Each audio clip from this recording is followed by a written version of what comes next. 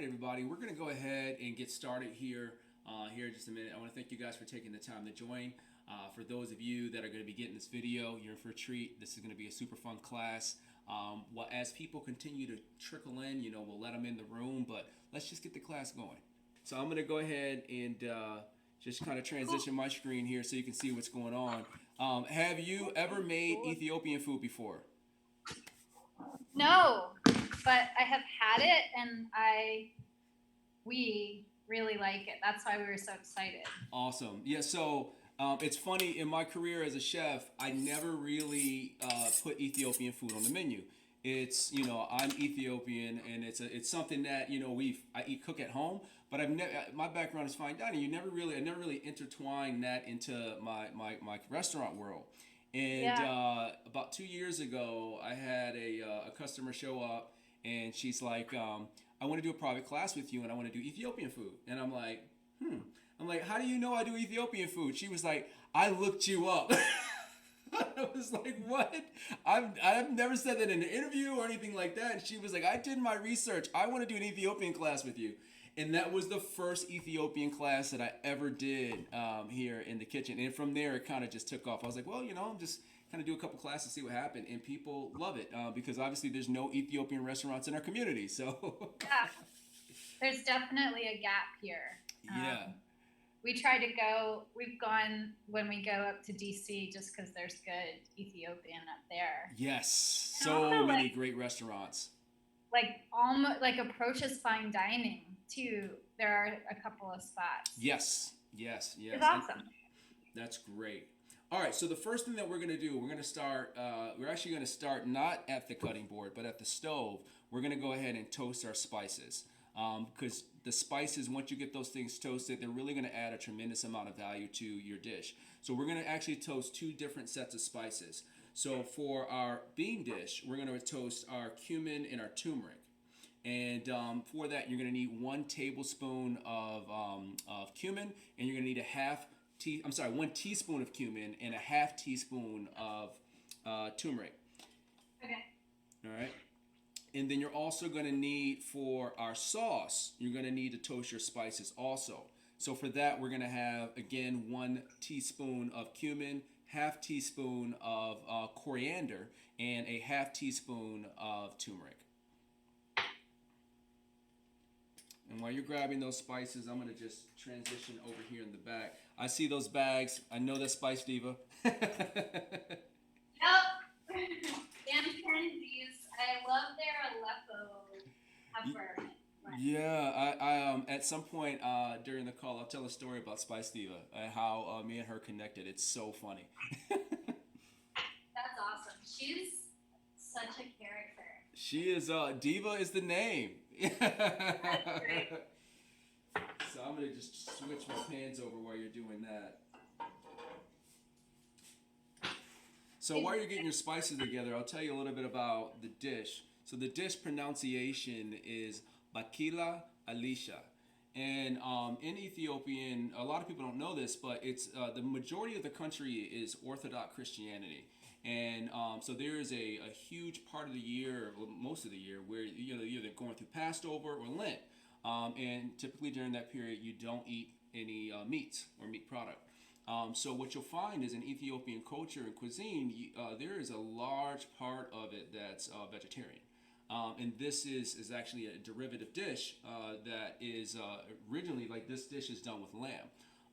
But in this particular recipe, there's no meat or anything in there, which makes it vegan and vegetarian, which makes it really, really great because it's interchangeable. So with this dish, if you ever wanted to, once you learn to make it, if you ever want to add value to it, you can always add some type of protein to this dish, and it only takes it up another level. Would you do like chicken or beef or lamb? Like what would you suggest? So if you were doing, say for example, beef, I would recommend doing like either top round or bottom round, a braising item, something that you can braise with your beans. If you're going to do lamb, I would say chuck would be great on the lamb, or you can get a top round on your lamb. It's typically a little bit harder to find. But on your chicken, I recommend thighs on this. The thighs will braise down really nice. So what I always like to do whenever you're going to toast a spice is whenever you start toasting something, I always recommend preheating your pan. So what I want you to do is go ahead and turn your pan on high. We're going to turn it on high for about 30 seconds just to take the chill off of the pan. Then we're going to drop that down to a medium. So we'll do that together. And Okay. Are you working I on? I jumped again. Sorry. I did that while you were talking, and I have my spices on now. Oh, I love it. You go, girl. I love someone that's proactive. I thought I was behind. No, you're great. When we're toasting two different sets, I'm going to go ahead and put that in there, and I'm going to drop it down. I always tell folks, whenever you're doing toasting spices, I always recommend medium heat. A lot of the times, folks want to turn their stove on high. Okay. Once your spices start to toast, you really lose control. Yeah, because they burn so fast. Yeah, so if you keep it on a medium heat, it gives you an opportunity to get the heat down faster. Okay. Now, as you're toasting these spices, allow your nose to guide you, right? I can see your pan starting to smoke a little bit, which is perfect. So go ahead and turn your stove off. Okay. And what's going to happen is that those spices are going to continue to toast through residual heat. Okay. I think I got a little hot. I love it. You can see mine here starting to toast over here too. I can see the smoke starting to come off a little bit, which is perfect. Right. And it doesn't take long. Your kitchen's, the smell in your kitchen's going to completely change. Once that happens, you're there. So like mine it's there right now. So once you get them toasted, I'm going to hold mine up. You can see the color's a little bit darker. Right? Yeah. Once you get them toasted, I'm just going to take it off, just like that. And I have a little bowl on the side. And then I'm going to go ahead and put my other spices in and continue to toast. So there's my coriander, my cumin, and my turmeric. A little mix on that. Okay. There we go. Now with this, because my pan is already hot, I really don't need, like you can see all that smoke coming off of it. I really don't need any heat. So I'm just going to kind of use the residual heat that's in the pan to toast these. Okay. There we go. And you're going to kind of see right before your eyes, in your pan also, it's just going to, the color's going to change. And that's what we're looking for on there. Great. Oh, I love toasted spices. It is. It's like the pregame. Yes. Is this okay for smoke? I have some back here. There we go. It's like. Okay, I think that's fantastic. And once we got that done, now we can start cooking. So we're gonna dive in and get our knife cuts done. Were you able to get anything done before class, or are you cook prepping along with me?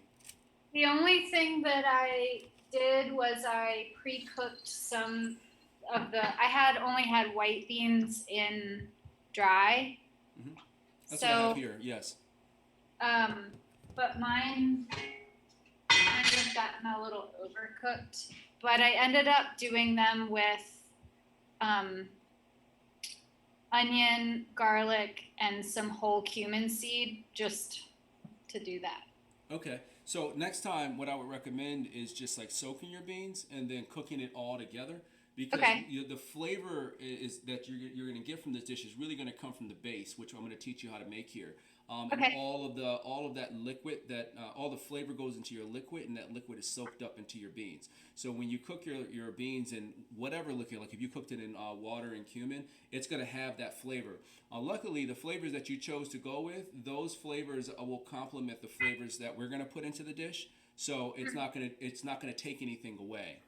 I just tried one of the beans, and they still probably have 10 to 15 minutes. So. Okay. I'll just add what you have. Awesome. So we'll make our base, and we'll adjust the liquid as we go through it. Okay. All right. So the first thing I'm going to do is get my onion cut. I'm going to go ahead and get it minced. So I'll just turn that over like so.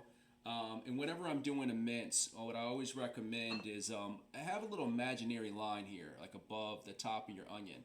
And I want you to just kind of put your finger in there, and that's essentially where your knife is going to stop as you're doing your knife cuts across. So every time, I'm not going all the way through, Okay. I'm going halfway. So I'm going to go like this.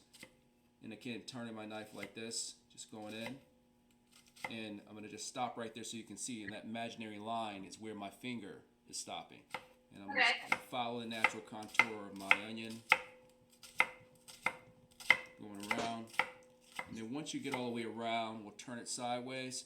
And again, that same line, I'm going to just stop my knife. I'm going to put my knife up probably about a 1/4 inch on my onion. Little slice going in. And a stop. Just like that. Get the line right there. And one more. A little bit further up. And then I'm just going to take my 2 fingers here and my 3 fingers and tuck them back. 2 fingers holding the side, 3 fingers on the top. And just kind of allow my knife to go through and shave the onion. And what we're looking for on here is a really nice thin shaved onion. Now if you get to this part right here, there's a couple things you can do with it. One, you can take this and put it in your stock, which is the top of your onion, or you can just continue to cut down on it. I'm going to turn it on around the other side like this and continue that dance. And this will really allow you to maximize the amount of waste that you have. And this is just a great way to really get complete utilization out of your onion. Now, because this onion is sort of big, I'm only going to need a cup of onion, so this should be good. And I'm going to hold it up so you can see what it looks like. 2 onions or 1? You're only going to need 1 cup of onion, so really depending on your size. This right here is actually a cup, probably a little bit more. Were you saying put it in the stock for the beans or put it in like the freezer for? Well, your vegetable stock that you're going to be cooking with your beans, because you've already cooked your beans, you can use a liquid that you have them in. Okay. But I would not add this to that. But future reference, if you're going to make this dish, what I like to do is take my vegetable stock and just put it on the stove, and then you can just drop these in pieces in as you're cooking. Okay. There we go. And then once we have that done, I'm going to slide that over to the side here. Next, I'm going to move on to some peppers. Now, with this, you can either use your chili. You can use chilies. I have some serranos here, or you can use jalapenos. I'm not biased, so like whichever works for you. I love peppers, but I realized I thought I had some in the fridge and I pulled them out and they were not good. Should I use bell pepper since I don't have any hot pepper? Well, no, hot pepper is to give you a little spice. Do you have any cayenne? Yeah. We'll just substitute for cayenne. Maybe we'll add in roughly about a 1/4 teaspoon, and that should suffice. So while you're doing that, I like to just cut the tip off. Now you can add this to your stock also. So again, some stock items over here if you want to. But I like to just cut my pepper in half. Now some folks are a little bit sensitive to heat, and they want to have heat but not too much. So whenever you're using a pepper, regardless if it's jalapeno, serrano, even like Scotch bonnet, I've seen those in the store. The source of the heat in your pepper comes from your seeds. So if you want to mitigate the spice in your peppers, just take the seeds out, and that'll allow you to kind of take the spice down a little bit. For this dish, for me personally, I'm not going to take them out, but what I like to do is just cut these in half down the middle, just like so, line them up, and that same dance that we did earlier, right? Just kind of going down, just like this. Now, if you're like, hey, I want a little bit of spice, but not too much, maybe do just 1/2 of the pepper with the seeds, and then take the other half off. All right, so put them over here. Great. And then next we're gonna have. I'm having ramekin envy. Yeah. What's that? I'm having ramekin envy. Here's another thing. If you get little Dixie cups, the little ones you get at the store, little plastic ones. Oh yeah. Boom! Great solution. All right. So next we got our tomato here. You're only gonna need a cup of tomato, and with the tomato, I like to just kind of slice it down, and that way everything stays intact, like so. Now turn, I usually like to stack 2 at a time, like so. And turn them up like this. And then I'll go down and do some really nice slices on there. Rotate that, again slice. A little bit of rotation, and again slice. Great. And then once I have everything like this, going the opposite way, I'll cut down. Now here's a little trick. On the top of your tomato where your stem is at, I typically don't like to put that in my food. So I almost do like a little tic-tac-toe around it, like this. And continue my knife cuts. And that way, in the end, I can just pull this out, just like that. Okay. Great.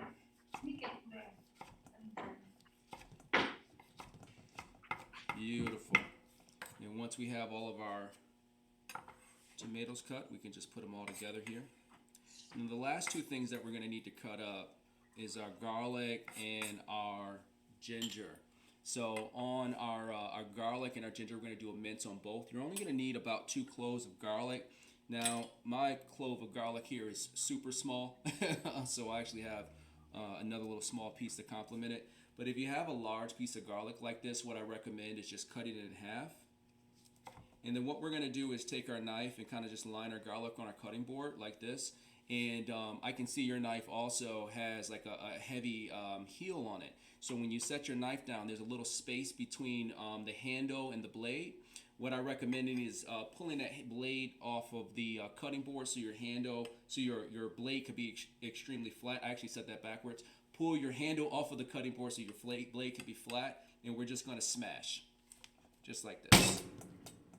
And just get that garlic down to 1 dimension, just like that. Then once we have all of our garlic smashed like this, we're going to go across, do a thin julienne on that. Really thin slices. Go back the opposite way. And this is probably the fastest way you can do a mince. I feel like a lot of the times folks tend to not want to mince the garlic because it's so much work. And you know, I blame it on us chefs. You know, you need to do these little thin knife cuts on your garlic, and it just requires just so much effort.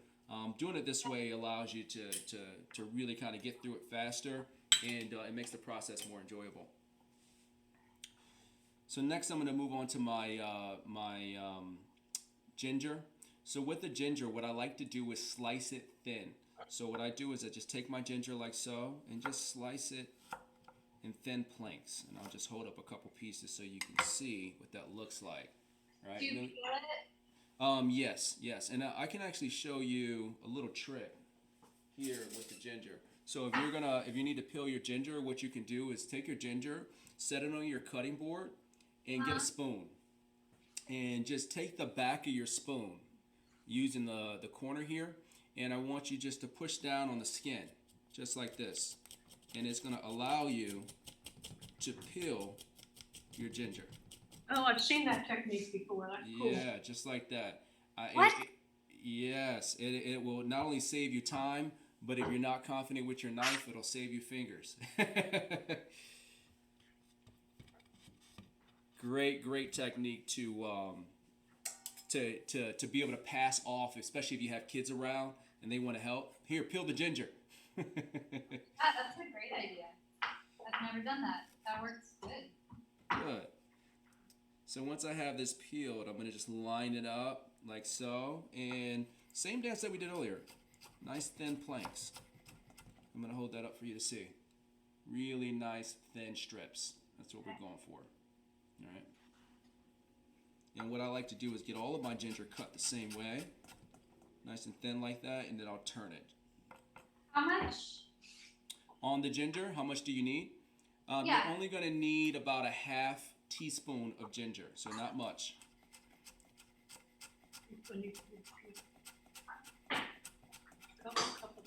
Just like that. I can get you a... Then once you have that done, we can put that all together here, just like this. Now what we're going to do, once you guys have all of this cut up, we're going to just go ahead and transition over to the stove because I want to get those beans cooking because they're going to take a little bit more time to cook. Beautiful. The reason I pre-cooked them was I was worried when I looked at the recipe and it said 20 minutes. I was like, well, those beans are gonna take those beans are like in a very similarly old batch, and so I thought if I par cooked them, I wouldn't be here for an hour and a half. I love it. I love that you're proactive. Not enough people are, so I can genuinely appreciate that. That's a beautiful skill set. Not Is that philosophy, get it done even if it's wrong? Yeah. I love that she put thought into with the cumin and trying to add flavors that complement. That's a beautiful thing. At least you didn't say, hey, you know what? I'm just gonna cook this in water. What a lot of people don't realize is water. It has nothing. It has no flavor. So Yeah. when you cook it in water, it actually takes flavor away. So at least you made a little flavorful stock, so to speak. And I did use broth. yeah. I put vegetable broth, but I didn't do homemade. All good. It's all good. There's no wrong. So you let me know when you're ready, and we're gonna transition over here. What you're gonna need is a medium-sized pot and a wooden spoon for this next exercise on here. And what I like to do once I get over here, same as we did earlier, let's go ahead and just turn our stove on and just take the chill off of our pan. And we're gonna turn it on high for 30 seconds, and then we'll drop it down to a medium heat. Awesome. And then once we get that heat dropped down, we're going to need to add about 2 tablespoons of olive oil into our pan. Is olive oil what you would normally use, or would you use more like ghee or something? So that's a great question. So there is oil that I actually make, and we actually did a class on it one time. And it's Ethiopian oil. It's infused with spices, and typically you'll use that, or you would use ghee. But ghee is typically only used when when you're using meat. If you're not using, you're going to use meat. It's called kabe. That's the oil that I'm referring to. You either use a kabe or you would use olive oil. Is it like a palm based or? Oh God, it has cumin, coriander. Olive oil is the base in there. I've also used canola oil in the past, just because it's a neutral flavor, and I want to enhance all the other flavors. But you start with toasting your spices, as ginger, garlic, onions in there, probably about 8 or 9 different spices in there, and you literally let it steep and cook down at a simmer in the oil. You pull it off, let it sit for about 30 minutes, and you'll strain it off. And it's so delicious. That's why when you make it at home, it never tastes as good. That's a great question, though. I think you're like the first one to actually ask that question. So I love it. All right, so the first thing I'm going to do in here is I'm going to go ahead and add in my my onions. So go ahead and add your onions in there. And we're going to let those onions just do their thing for a little bit.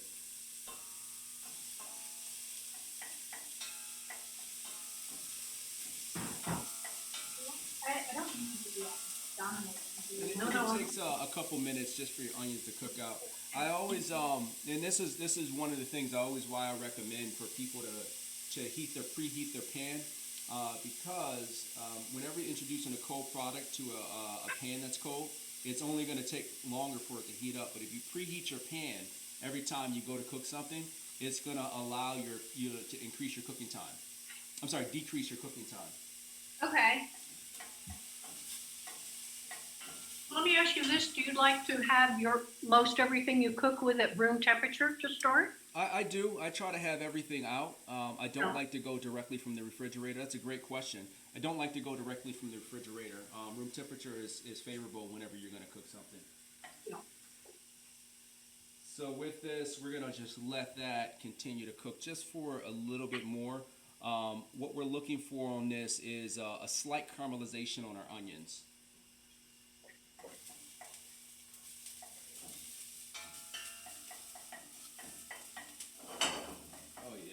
like where they start to get translucent or where they start to get brown? Well, where they start to turn brown. So when they start to turn translucent, that's more of what we call a sweat.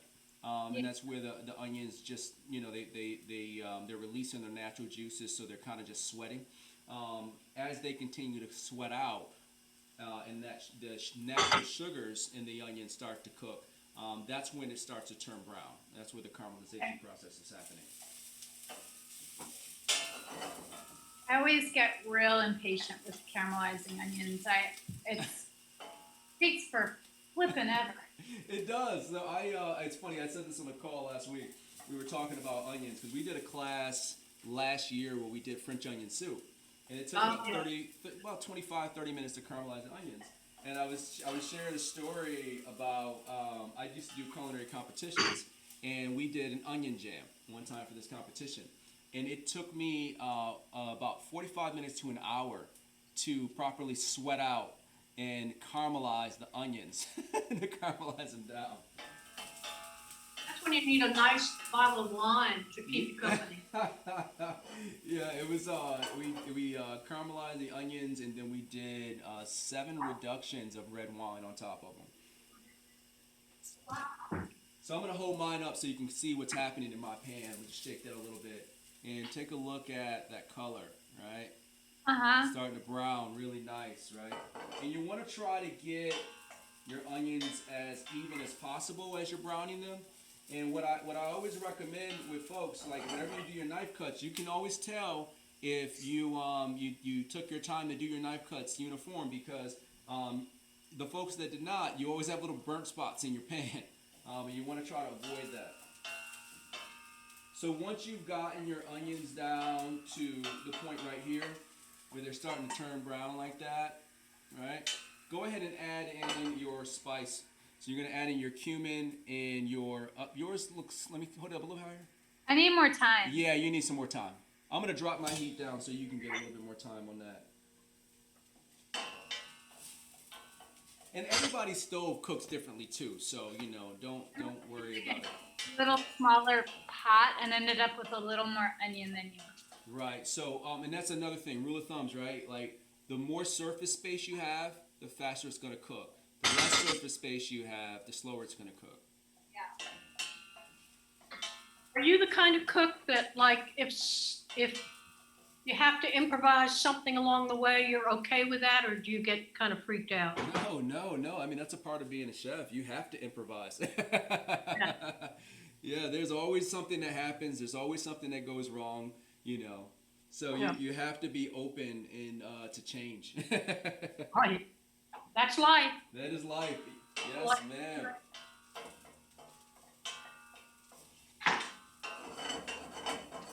So I'm going to go ahead and drop my heat down. I'm actually going to turn it off completely, and I'm going to add my spices in. And the reason why I'm doing that is because my pan still has, it's still hot because I'm using a heavy bottom pan. So I'm cooking with residual heat. Because we've already toasted our spices in there, they really don't need to be cooked too much. And they're going to soak up any fat that's in the pan right now. Oh my gosh, that smells so good. My mouth's watering. So good. Yes.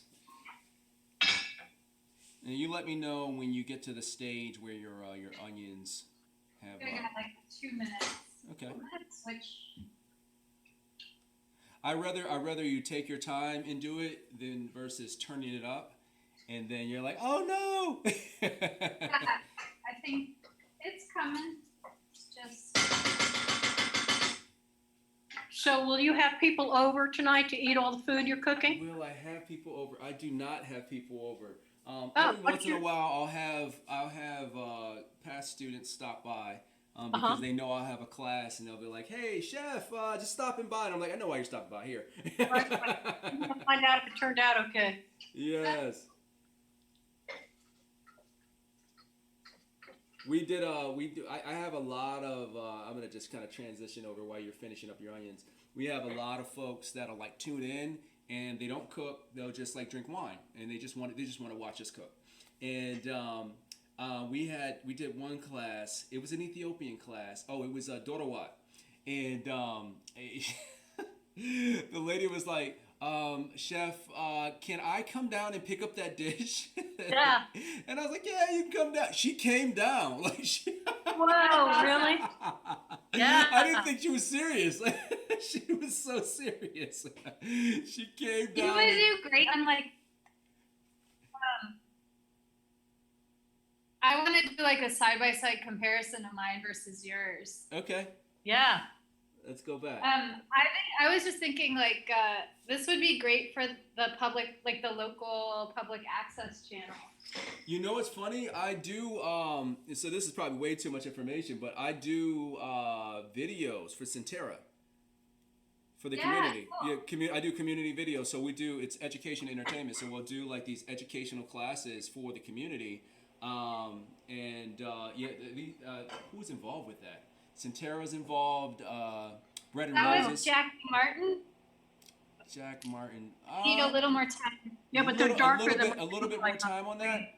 But at this stage, I can see them starting to turn brown. You can go ahead and add in your spices on that. Okay. Yeah. Are you working with Jackie Martin on those? Yeah, Jackie Martin. Yeah. Sweet. We're actually doing a live cooking event next week for the community. I'm doing it with Patricia. Oh, I'm so bad with names. But she's a nutritionist, so I'm going to be doing the food demo like here, and she's going to be talking about the nutritional values of the food. I'm going to be talking about the history of it. That's cool. I'm so glad those are still happening. Is it all virtual or? It's all virtual for now. Yes. I know. Do you know Maria Nashadowitz? Yes. She was helping for a little while when she was at Bread and Roses, but I think there's a lot of demand for more just dynamic food education and collaboration in the community. Yeah, I'm an advocate for that. That's my world. I'm like, food access is great, but it's super important that they know how to use it. Totally. It's one thing to give somebody something, but it's equity versus equality, right? Right, it's like, what do I do with this now, right? Right.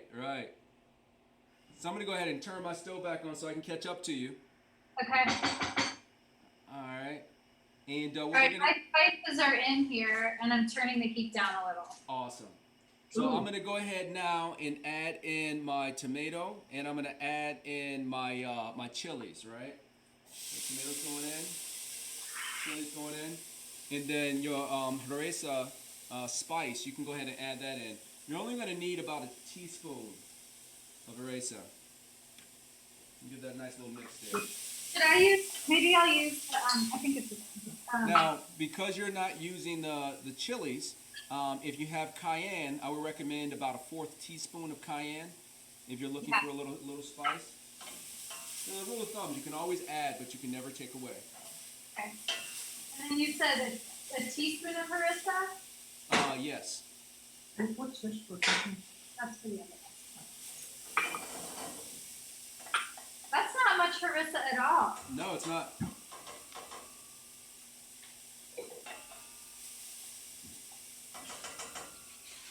And we're gonna let that just kind of cook out just for about 2 minutes here. Now, if you notice, like I'm noticing in my pan, it's really dry. I'm gonna add just a little bit more olive oil in there. And if you're looking for measurements, My tomatoes are giving off a lot of moisture. And typically the tomatoes do. The tomatoes I have here aren't as juicy as I thought they would be.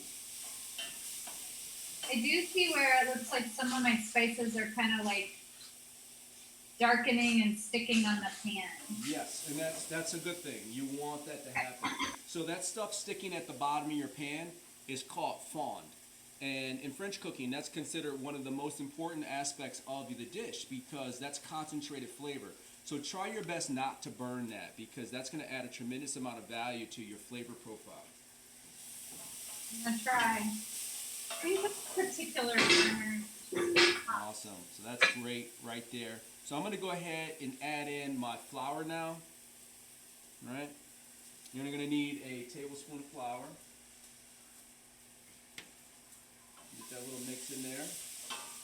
you add that flour in there, it's gonna soak up all that fat and dry everything out. And again, that's what you're looking for.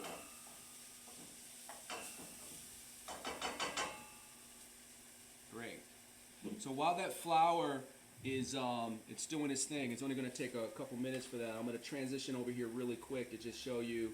So I have my beans. I soak my beans overnight in just water. I'm just going to go ahead and strain my beans off, and they're ready to go. Just give it a little shake, and I'm going to just use this here in just a minute. We're going to add that to our mixture. Mm-hmm. Yeah. Now I'm going to pick this up because I want to show you something. Okay. So take a look at the bottom of my pan. Look at all that stickage. Right? That's the foam that we were talking about. Your pan should look just like this, but notice that nothing's burnt. Right? It's nice and brown, but there's nothing burnt in there. Right? And that's exactly where you want it to be at. And that's the power of really keeping your heat at medium. You don't want it to go too much higher than that. So what you do at this stage here, what I want you to do is just take a little bit of your stock. So I'm going to take literally like 4 ounces of my stock and just add it in there. And then I'm going to let that steam up for a minute, and I'm going to use my wooden spoon to scrape the fond off the bottom of my pan and get all that beautiful flavor incorporated into your sauce.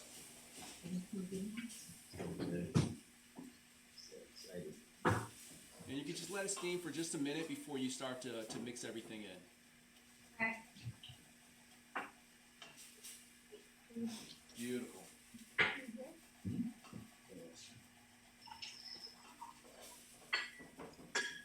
And I'm just going to pick mine up again so you can see the bottom of my pan. So you've seen it a minute ago. Look at it now.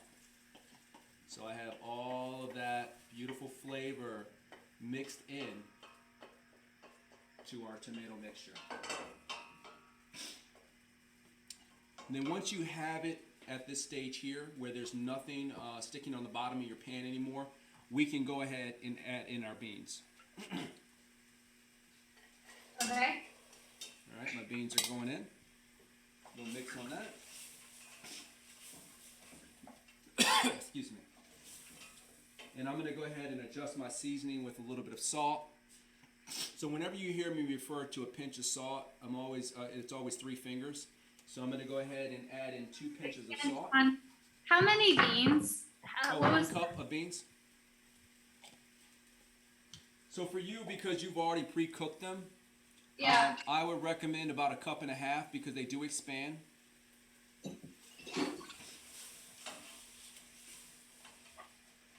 right. And then once you get them in there, I'm going to hold this up so you can see what it looks like.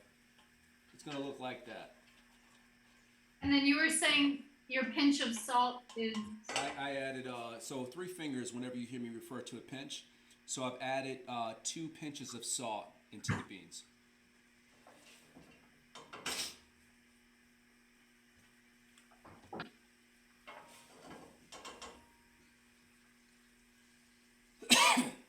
Now once we have this right here, this is the magic. This is where really the magic starts to happen. We're going to go ahead and add our stock in there. So I'm going to go ahead and add in roughly about 4 cups of stock. 1, 2, 3, and 4. Did you just made your vegetable stock ahead of time? I did. I just made my stock, and I like to have it sitting on the back of the stove. And I typically add to it a little bit as it continues to cook.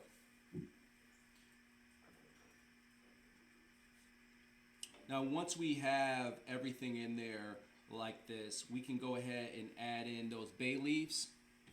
You're only going to need about 2 bay leaves. So I have mine here. Just dropping those in there. And we're going to let it cook. We'll let the beans do their magic. It's great rookie pot.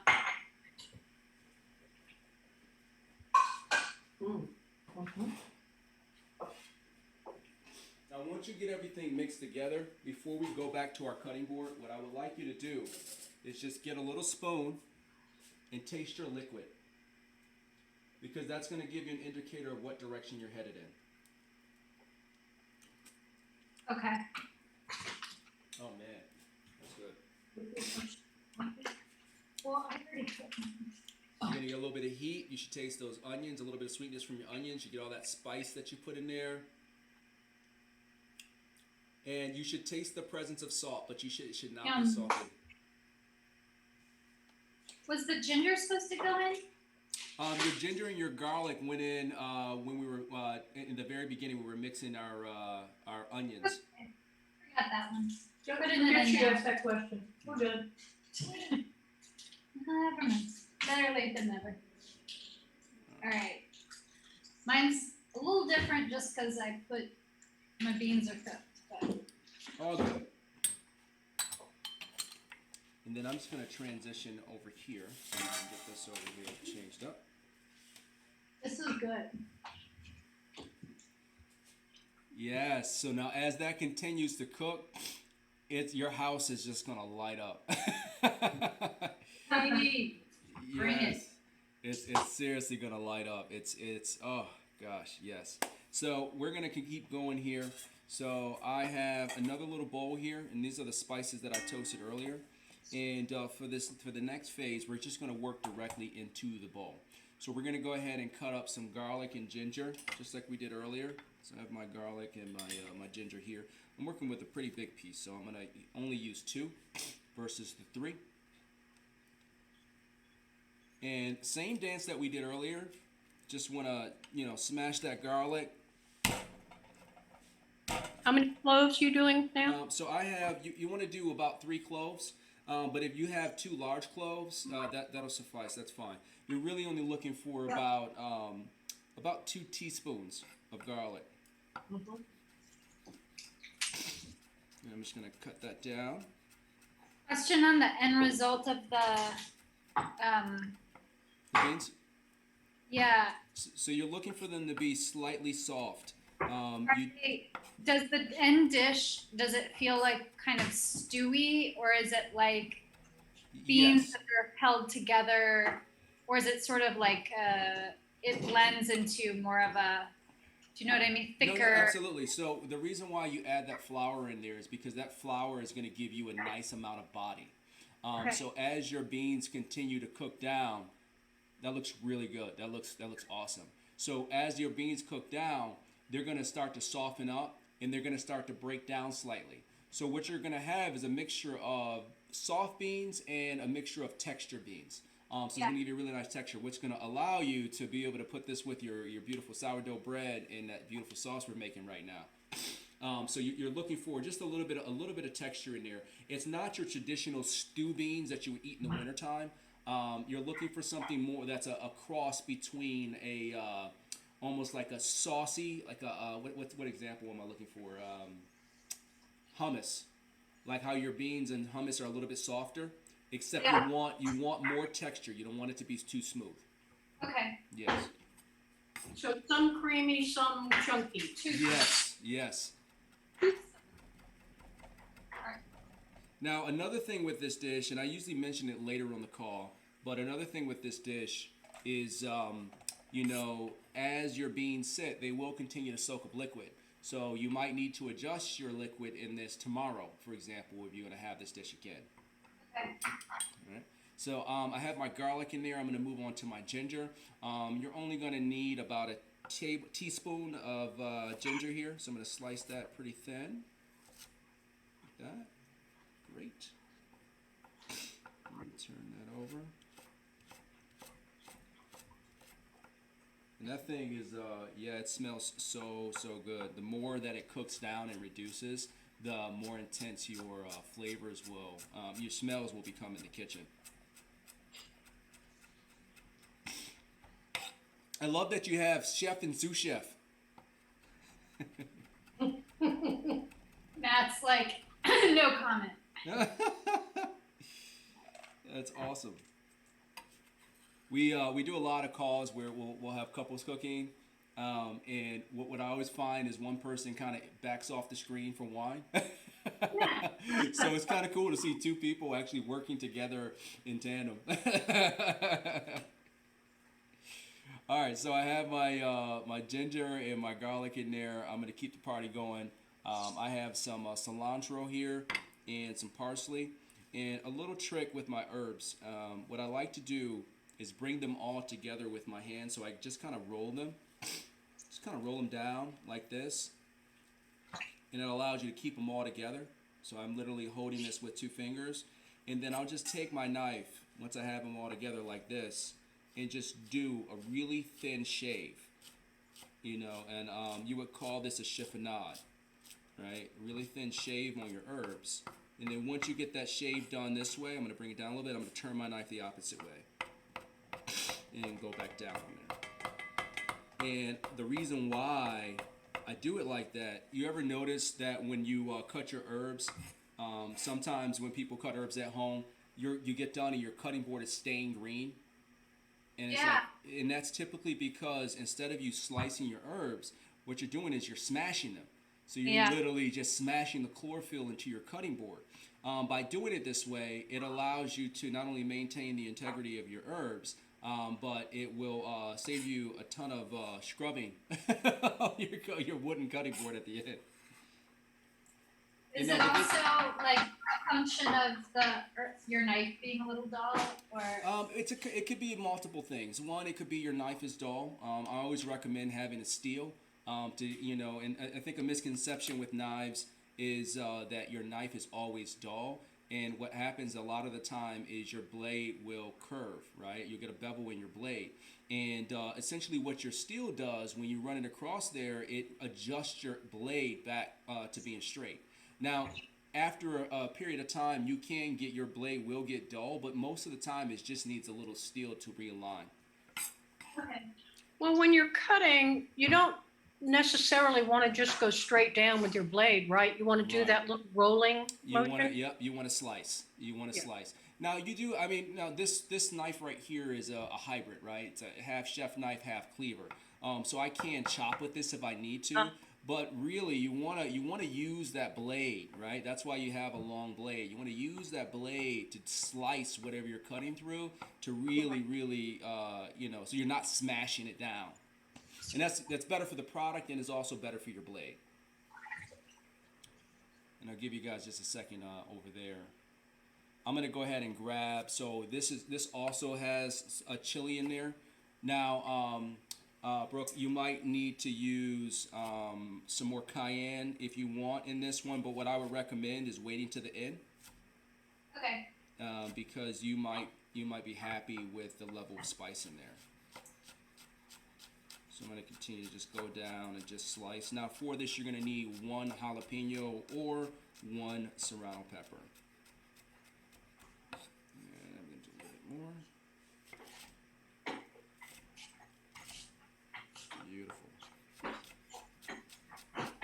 And while I'm doing this, I'm going to finish cutting this and I'm going to pause for a second because I'm going to take you on a little field trip to the stove to see what's happening behind me.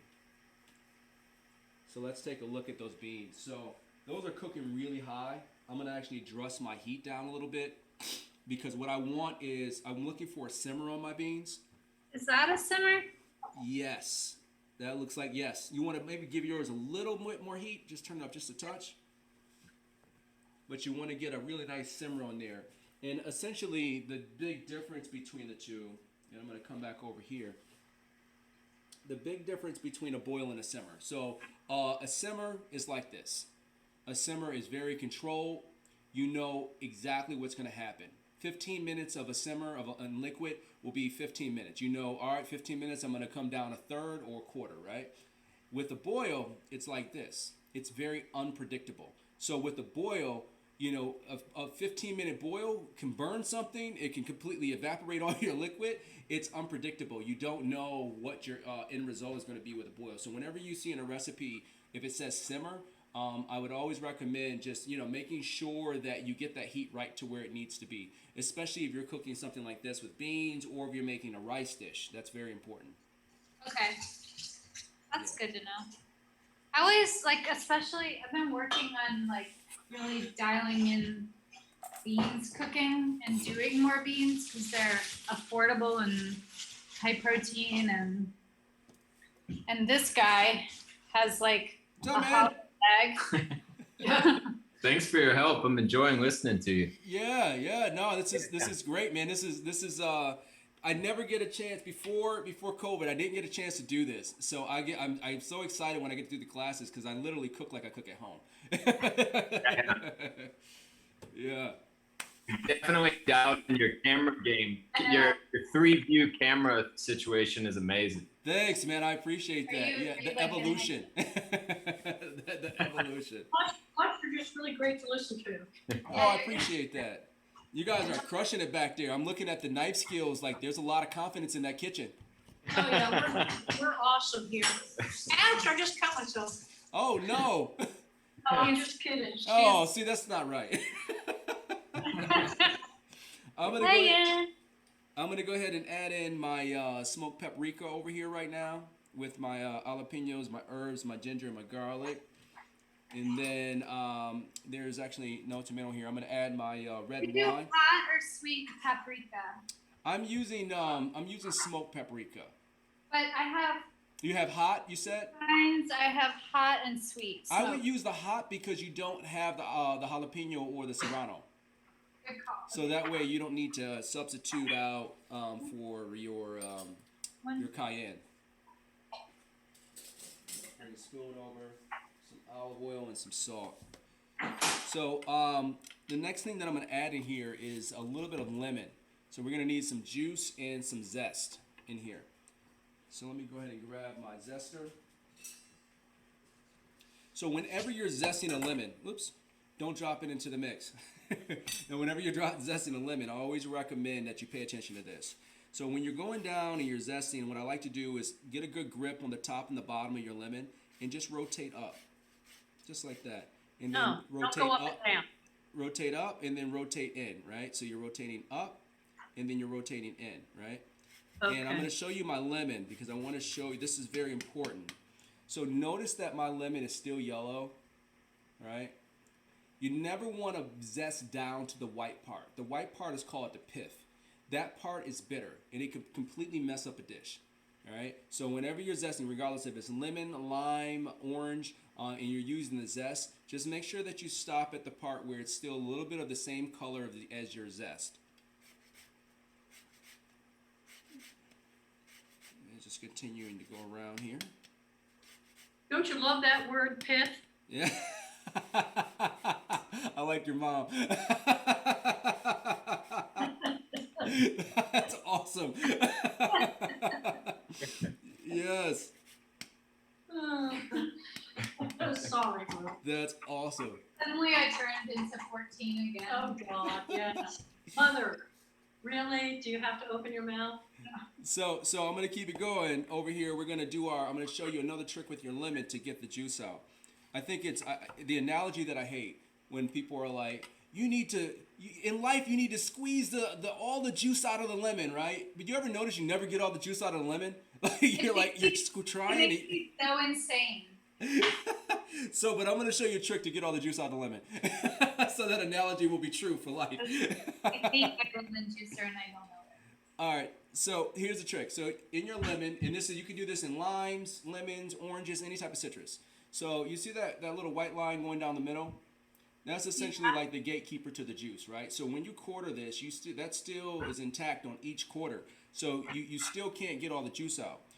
The trick to really maximizing your squeeze is I want you to take your knife, do it at a 90-degree angle on the side of that little white part, and go in about a 1/4 inch, just a little bit. Rotate your lemon, do the same thing on the other side, just like that. And then this little part right here will come right out, just like that. And literally, you can turn it, and you can just see it's dripping. I'm not even squeezing it. It just the juice just pours out. And this also allows you to get all the seeds out. So I can see all the seeds, how deep they go, and I literally can just adjust them with my knife and just get them out. And then at this stage, You just changed my whole life. yes. That is probably the best way to do it. That's a mission right there. Right. So that looks like, I didn't know this. The seeds look like they're sort of tucked in right in the center around the pith. Yes. There's that word again. Well,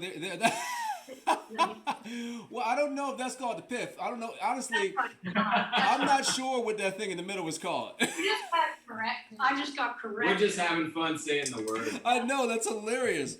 I don't think I've heard. I don't think of any call I've had anyone have this much fun with pith. Sorry, girl. No. Awesome. All right, and I'm just gonna go ahead and do the other half of my lemon here. Just cutting that down a little bit, going around. All right, and then just get those seeds out. And I always, even though like I'm very conscious of trying to get all my seeds, I never do. So just make sure you have your hand there and just catch any of those seeds. Like I just had one pop out of nowhere. Too. Okay. Just like that. Now I'm just gonna hold this up because I know yours is gonna look the exact same way. So now that analogy stands true, right? You can get all of that juice out of the lemon. Yes, look at you. You go, girl. That's what I'm talking about. Game changer. All right, so My week is done. Yeah. what's that? I said my week is done. I don't need to accomplish anything else. So I'm gonna go ahead and add a little bit of salt over here. So adding in a pinch of salt, just one pinch of salt. Again, rule of thumbs, you can always add, but you can never take away. And then I'm gonna go ahead and I didn't add in my spice yet, so I'm gonna go ahead and add my spice on top of this. Okay, so I've got what about the ginger? So we have our ginger, our garlic, our jalapenos, which you don't have, your parsley, your cilantro, your paprika, and then your toasted spices are all in this bowl. And most recently we added our red wine vinegar, and we also added in our lemon juice and zest. And while you're doing that, I'm going to go ahead and grab my pepper meal. Just add a little bit of pepper in there. Great. Now, with this, you're going to need to add in about a half cup of olive oil. All right? So if you want to measure that out, a half cup is equivalent to 4 ounces. Just go ahead and add in some olive oil in there. And that's about a quarter cup.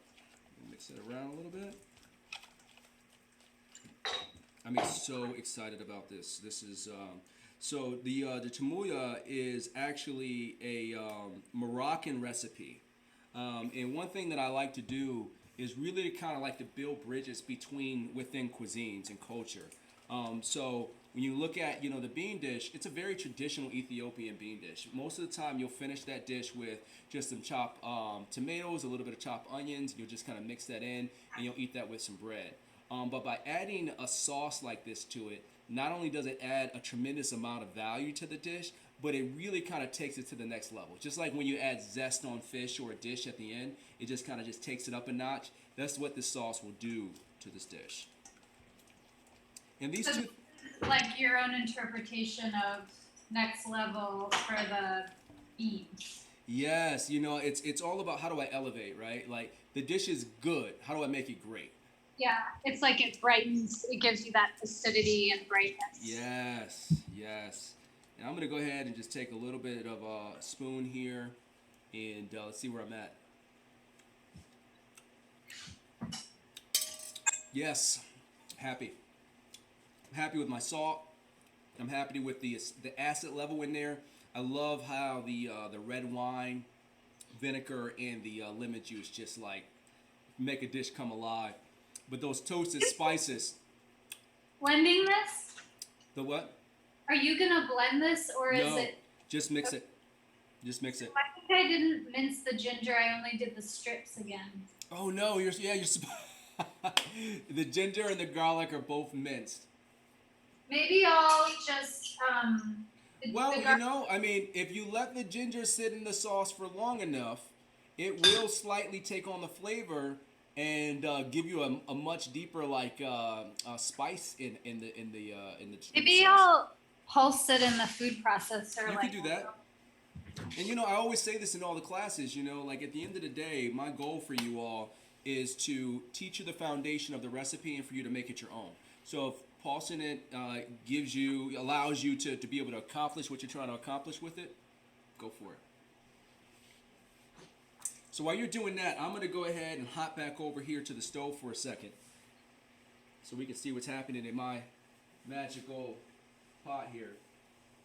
And it seems to be cooking down really nicely. I'm just use my spoon, give it a little mix here. And I can see the liquid has reduced by at least a quarter. Yeah. Which is great. And what I want you to do again at this stage is let's go ahead and taste it again. So we tasted it in the very beginning, right? We know what it tastes like. We'll taste it again. And you can also start to see that texture coming together. Oh, yeah.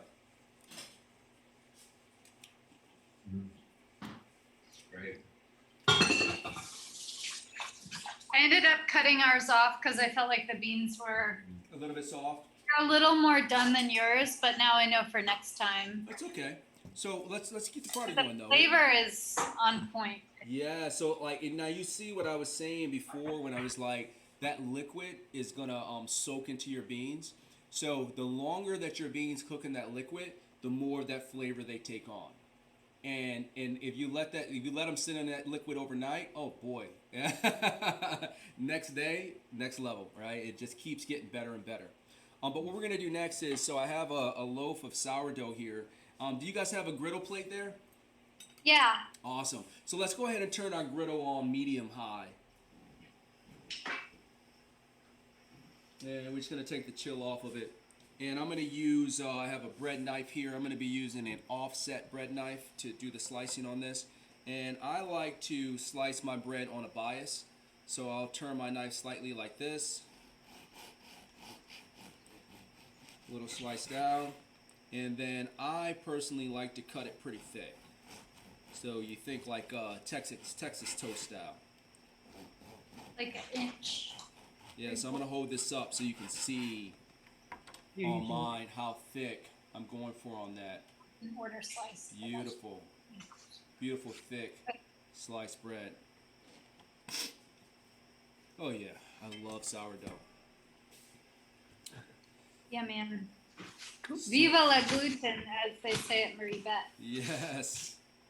So once you get that slice, what I want to do is take a little olive oil, and we're just going to do some olive oil on the top, like that, and season that with some salt and some pepper. And one pinch should be able to get you your 2 slices. If you have more than 2 slices, I recommend just getting everything done at one time. A little bit of pepper here.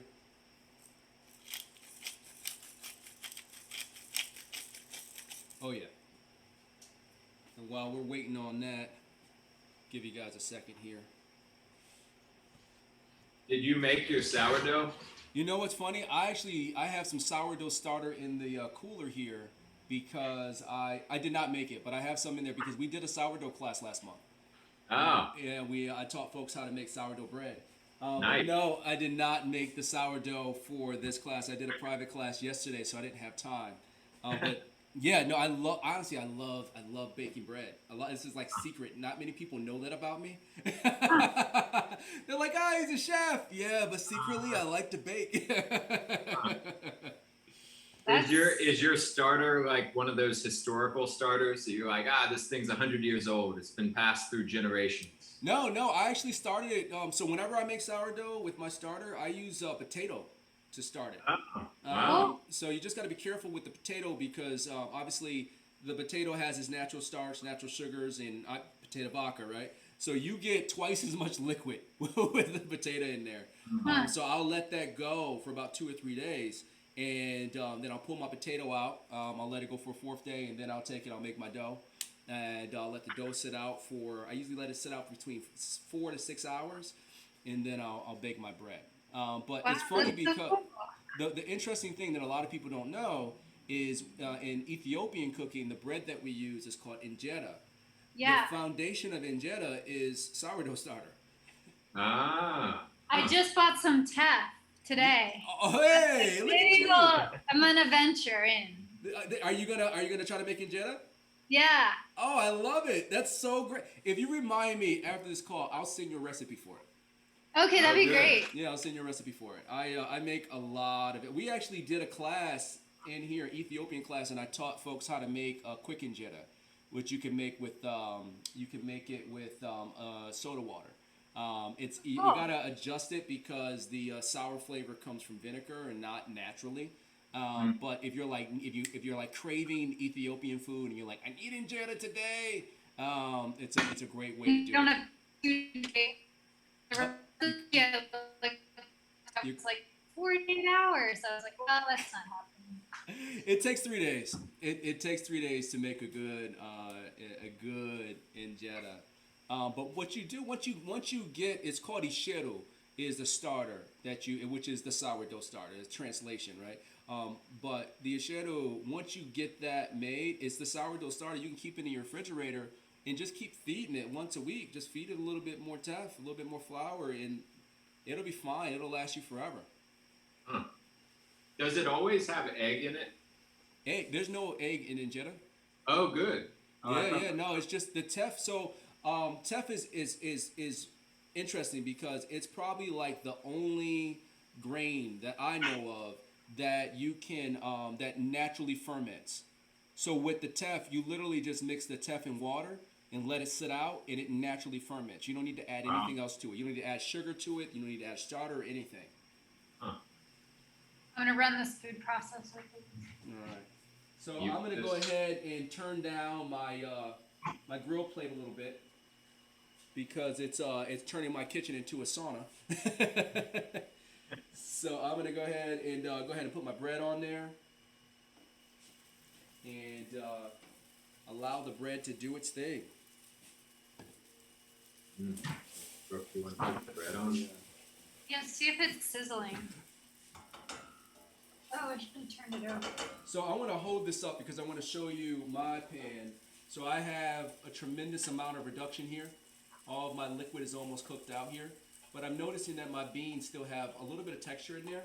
So what I'm going to do is I'm going to actually add in one more ladle of stock, which is equivalent to 4 ounces, just so I can finish cooking them. I'm going to turn my bread. A little nice rotation on there. Great. Oh, I'm so excited. This is the stage when you start making the bread. That's when it starts to get serious. It's about to be game on for you. That's why you do these classes, right? No, really, they are like some of my favorite recipes. Do you oil both the sides of your bread? I don't. I typically just oil the one side and then I flip it over like this. And you get those beautiful hatch marks on there. I didn't angle it. Did you grow up cooking Ethiopian food, or is it something you came to more recently? No. So I grew up eating Ethiopian food, but I did not cook it. And it wasn't until like later on in life. So I spent almost 5 years living in the Caribbean, and I traveled. And I really got heavy into Caribbean cuisine, and then I started learning a lot about African food when I was out there.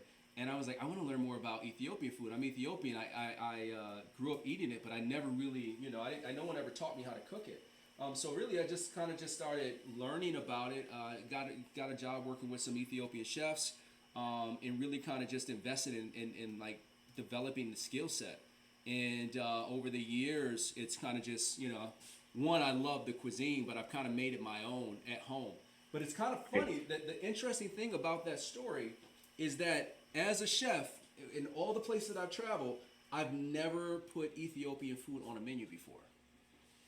It's kind of funny to me because any chef that knows me, I know French cuisine like the back of my hand. I've done Italian, I've done every cuisine, and I've incorporated it in different styles of menus. But Ethiopian has always been close to my heart. It's just like something I do at home. Friends are coming like, dude, how come you don't ever cook this at work? And I'm like, it's something I do for me. It's like personal. Maybe the time hasn't come yet.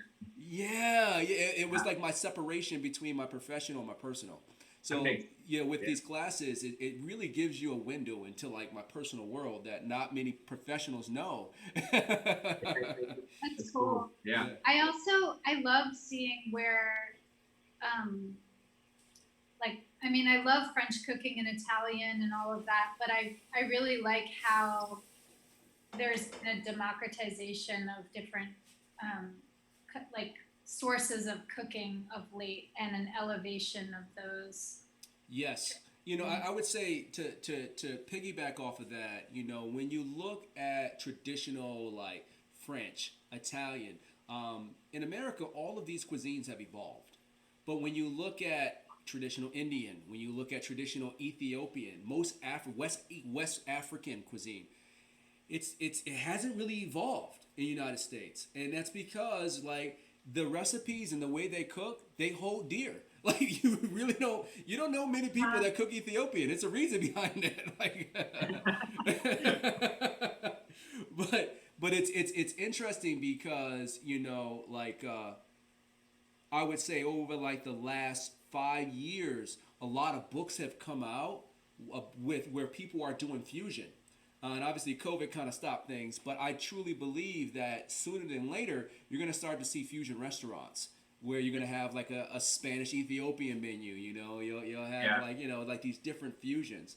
But like culturally, like in the countries, it really hasn't evolved. It hasn't really gotten away from the root of what it originally started out as, which I find I learned to appreciate it.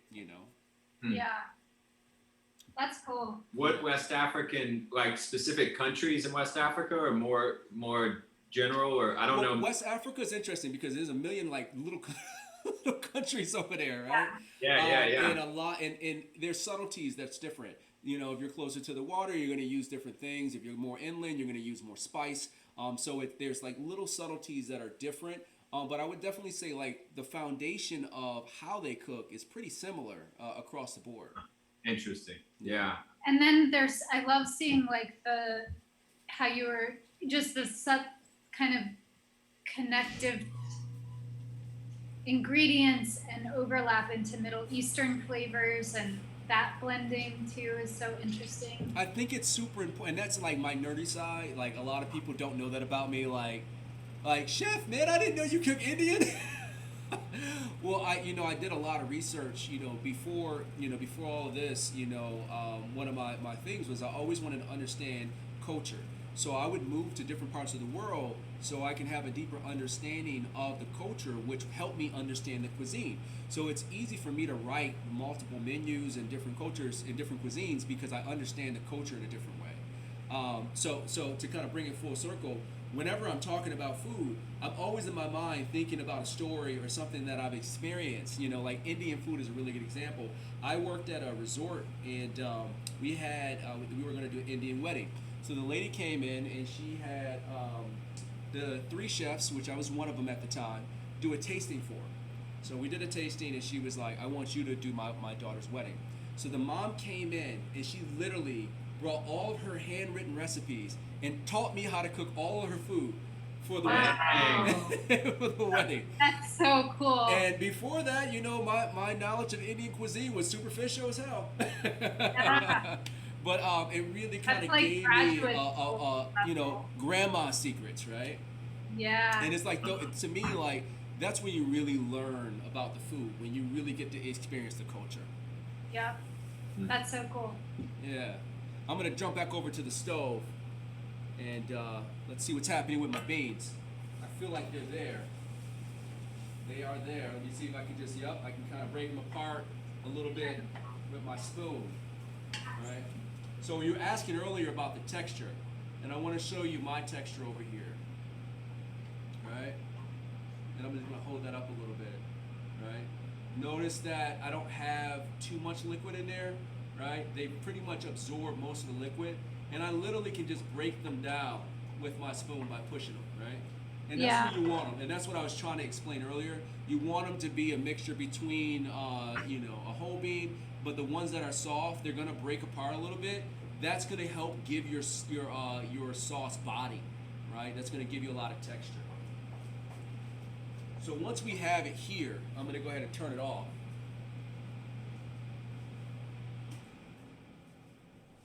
I'm gonna just make some space so we can bring our pan over. Mine's just a little different. So we'll bring that over here a little bit.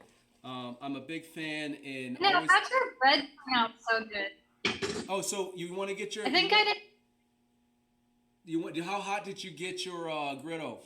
I put it on high, but I think I didn't let the whole thing heat up Yes, I'm gonna say that's the trick. enough. Like, don't you think? Like, it's Yeah. got some color, but yours is so even. Yeah, you want to get it to the point to where it's starting to smoke. Like literally, I just turned my fan on because my kitchen smoked up. So you want to get that. You want to get that cast iron really, really hot, and then once you get it to the point to where it's like smoking, go ahead and put it on top, and it'll give you perfect grill marks. And the goal with it is really just to toast the exterior, and the interior is still nice and soft. I think sometimes when people when they grill bread, they either have their heat too low, so it actually toasts it like a toaster, or they have their heat too high where it burns. It's just really just kind of finding that sweet spot on your stove. The beans are like a little more broken down, but I think that's good. yeah. That's it. Can you do a little spoon? Can we see a little spoon?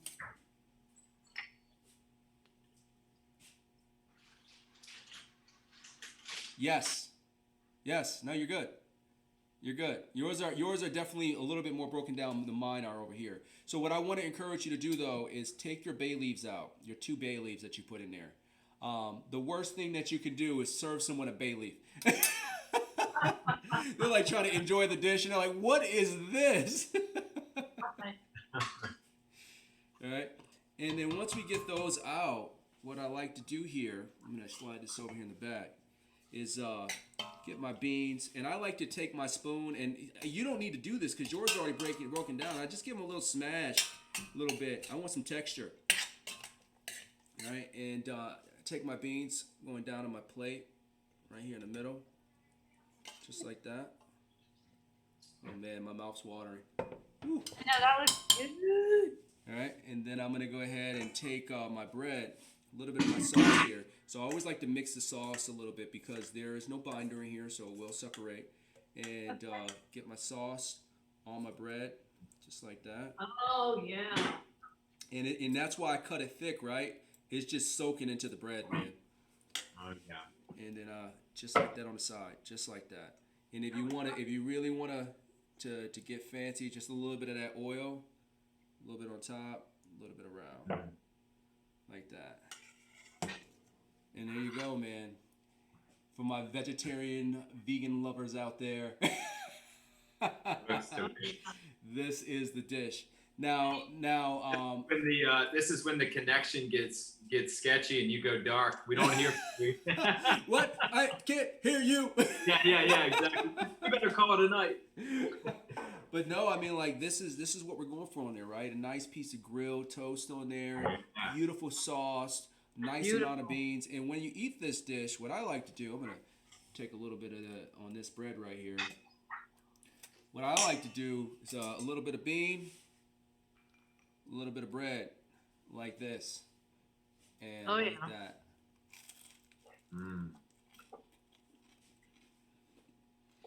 Yum. You ever have something so good to make you sway? Oh, I get that feeling so well. Then you want to hug yourself? Yeah. It's like your tagline. It really is. It makes you just want to sway. No, this is sorry. It's the perfect dish for this time of year too, because the heat in it is not too much, but it's just enough to make you sweat a little bit, which obviously helps your body cool down. So it's just like a really good balance. And what I always encourage folks with this particular dish is you can add chives to this. You can add dill to it. You if you have a garden and you're growing your own herbs, incorporate some of those herbs into your chermoula. Right? This will really elevate your sauce. This bean dish is so versatile. You can add turkey to it, chicken to it, beef to it, pork to it. Heck, for those of you that are into smoked meats, if you can get your hand on some smoked turkey neck, put that in your stock. Let that cook out on the stove an hour before you cook your beans, and use that to cook your beans. Then pull the meat off the bone and incorporate that into your beans. There's so many variations that you can do with it. But what really makes this work are the foundational techniques that we went over in the beginning. How did you cook your onions? How did you toast your spices? You added your ginger and your garlic in there, right? You added your tomatoes, let it cook out. And most importantly, you deglaze your pan to get that fond off of the bottom, right? Because that is what really gives your sauce the flavor. So when you cook your beans, that's what that layered flavor tastes like. Well, congratulations, guys. You guys crushed it. I'm so happy we got some folks from Charlottesville today. Lately, it's been like folks from Boston, North Carolina. I haven't seen many people from here, so it's really cool to see some local people. Well, I hope that you guys enjoyed it. Well, I'm going to give you a link to my. Yeah, it's been great. Yeah, and I hope. Yeah, thank you so much. This is super fun and very, very well executed. I'm psyched to. We're ready to eat. We're ready to eat. Awesome. Well, guys, go enjoy your dinner. And for those of you at home that are going to be getting this video, if you take a picture of your dish, tag me on social media. I'd love to see your masterpieces. Okay, we'll do. Definitely. All right, well, guys, again, thank you so much for joining. Hopefully I'll see you again, and have a good night. Good night.